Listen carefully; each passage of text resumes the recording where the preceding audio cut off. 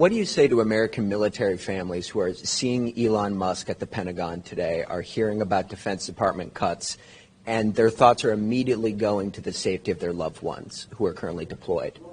Well, we're making our country strong.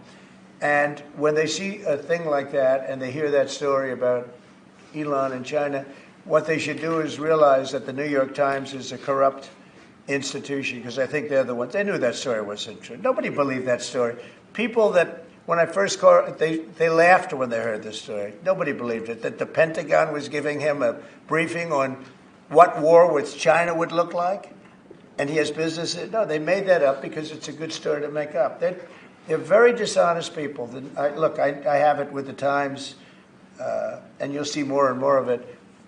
To me, it's a very dishonest organization.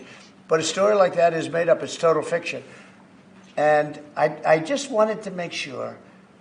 I called up Chief of Staff and I called up Pete, and I said, is there any truth to that? Absolutely not.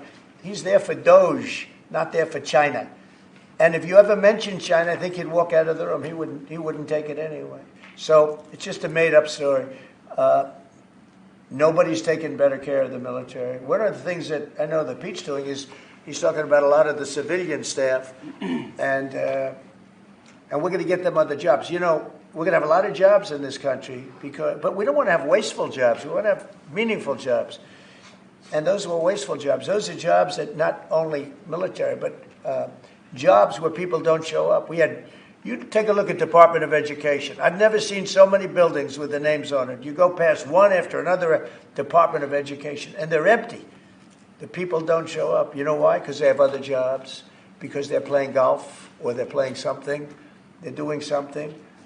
And we have a lot of great people, but we have to move that back to the States. We're going to make our country strong, and we're going to get people much better jobs, because we have companies moving into our country, the likes of which we've never seen before. Nothing like this has happened. And it's automatic. They don't want to pay the tariffs. How do you avoid paying the tariffs?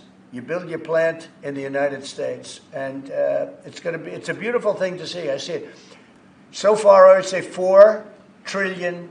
Nobody's ever heard of them. No country's ever heard of numbers like that. $4 trillion, and those are the best ones.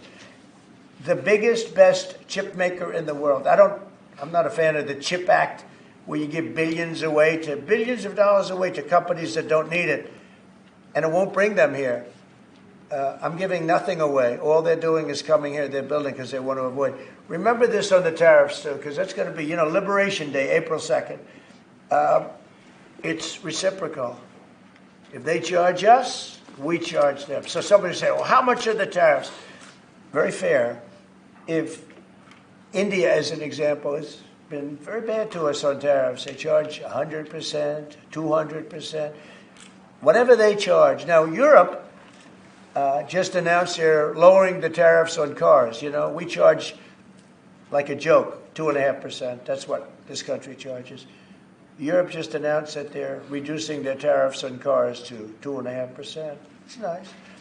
But they also have non-monetary tariffs, where they make it impossible for the cars to get in, even without the dollars on them and the dollar signs. It's called a non-monetary tariff, where they put on controls where no matter what happens, because they don't want cars, they don't want the American car in their market, and yet they send us millions of cars. They send us big agriculture. They don't want our agriculture. They don't want anything from us. European Union's very tough, but now it's fair. So whatever they do to us, we do to them. Mr. President,